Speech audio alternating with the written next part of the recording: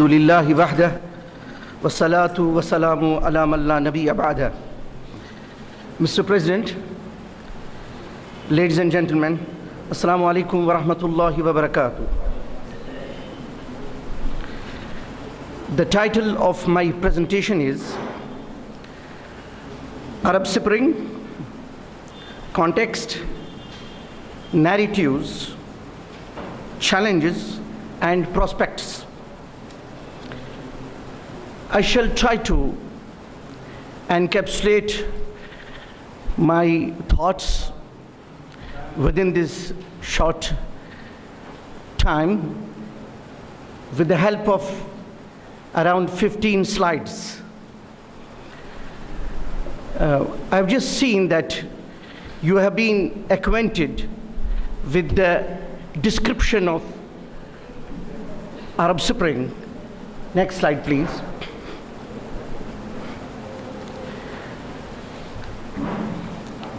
So,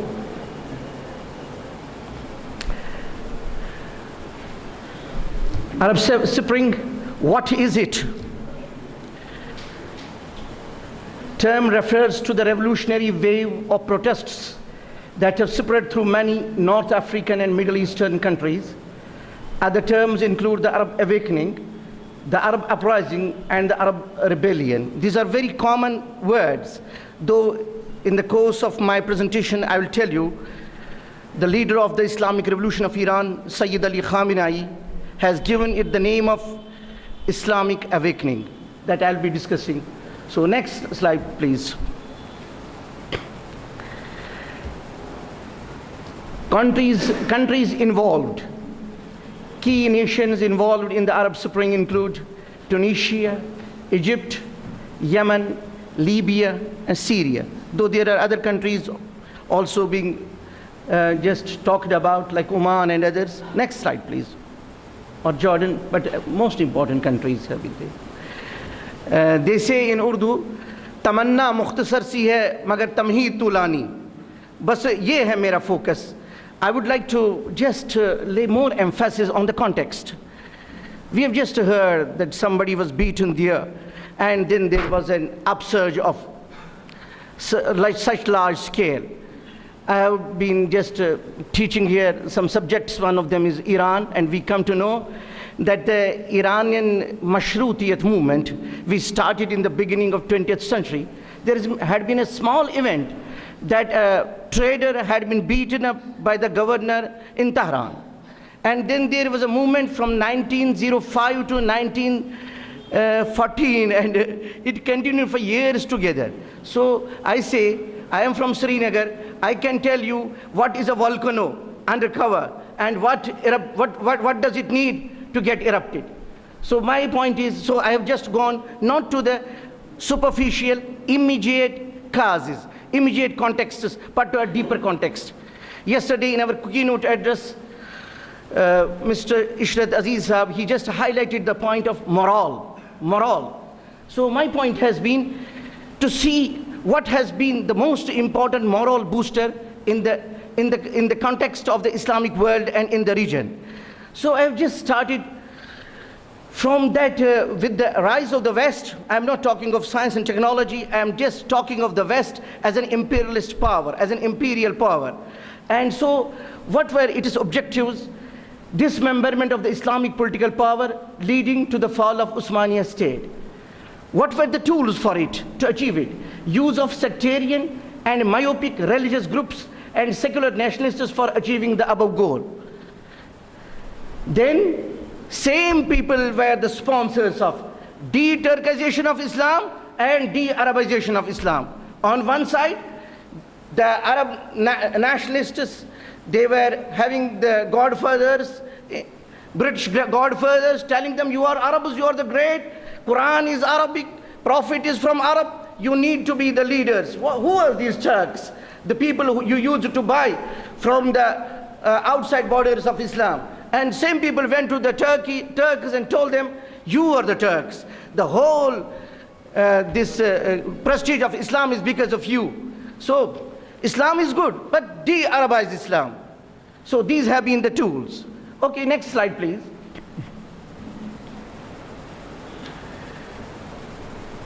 nationalism as the disintegration tool encouraged and imposed, notwithstanding how it is being taught as something, an instrument which facilitated the exodus or going out of the imperialist powers.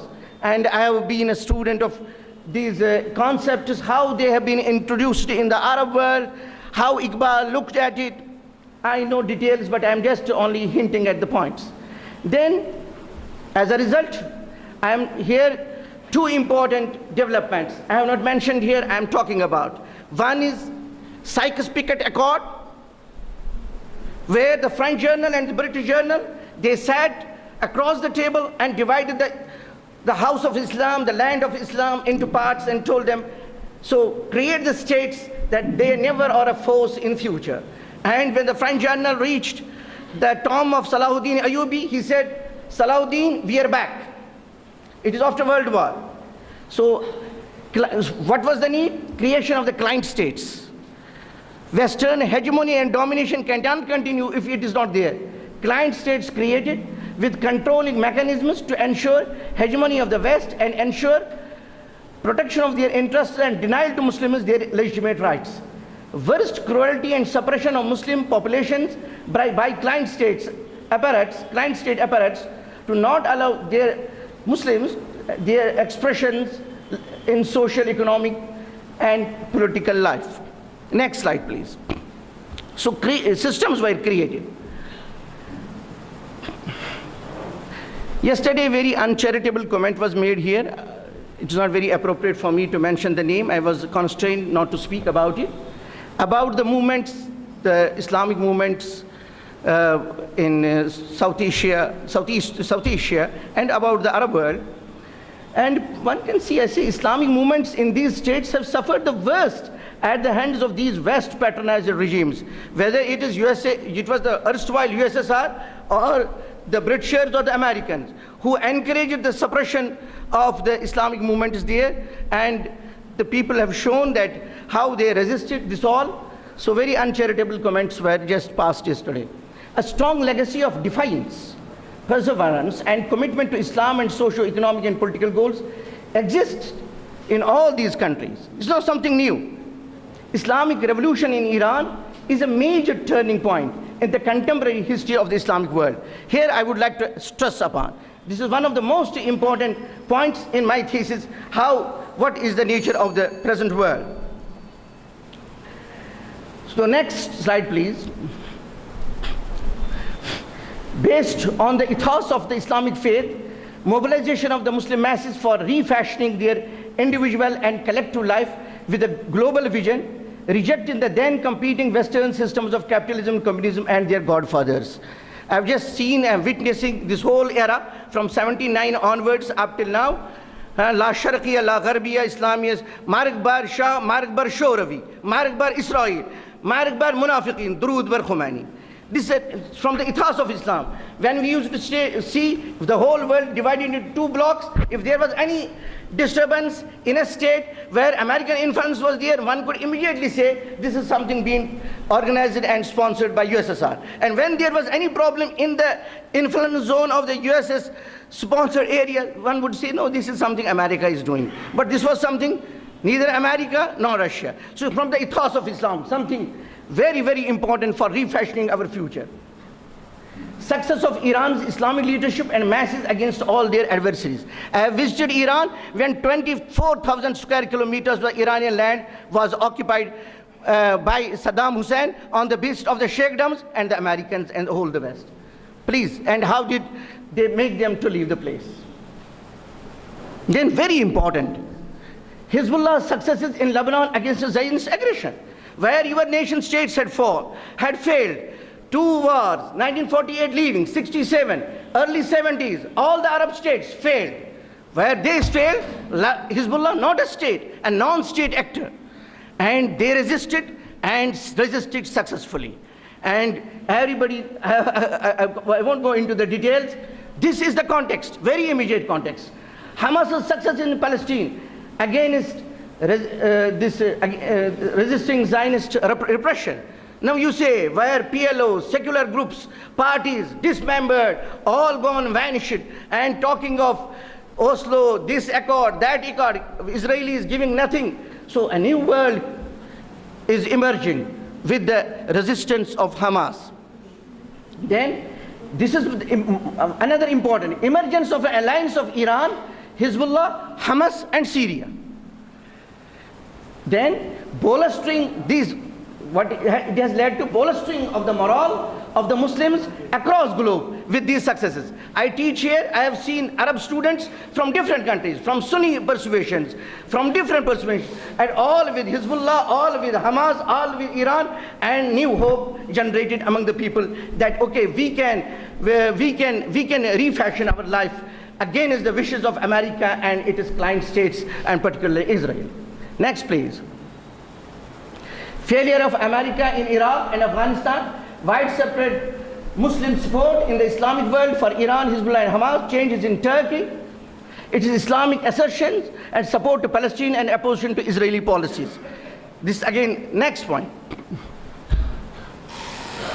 Now, what are the narratives? My simple point is narratives differ and represent a rather partial reflection of the events and are more statements for the future program of the protagonists. Western media highlighting social networks, Twitter, Facebook, and another is Supreme Leader of Iran describing the usage of the term wrong and calls it Islamic awakening or is it an Islamic movement. And okay, next please. These are the major two narratives. Now I'll go to the challenges. Please next. This is about the Khamenei's statement, challenges. Now, America, along with its regional clients, have overcome initial shock and bewilderment and have plunged its resources to fight, sabotage, and fail the awakening and deprive it of its fruits. Tremendous pressure is being built on the remnants of the old order to resist the positive changes. The harbingers of the new change too are pressed to conform to the Western values and interests. Next, please. Media, neoliberals, myopic sectarian groups, and called moderate Islamic groups are co-opted to create confusion and dissensions in the movement. Syria has taken now a central position in lining up of the competing forces in the region. Its outcome shall greatly affect the developments in the region. Notwithstanding how his rule has been, this I am just discussing Syria in a larger context of an alliance against the imperialist policies. Regional balkanization, sectarian conflicts, anti-Islamic onslaughts. These are the dangers which are inherent. Now, my last point is, please next. Only 10 points. I'm just finishing. Next. I have only 2 points to say about as a prospectus. Okay, my next point is the only point, the last point is that actually a new alliance, if the maturity of the Islamic movements in these regions, if they are successful in resisting American pressures and their client states and avoid the sectarian conflicts and enter into an understanding with Iran-led alliance in the region, that will augur well for the region and the rest of the world. Thank you very much. Thank you, Dr. Abdul Majid Sahab. Yeah, with the positive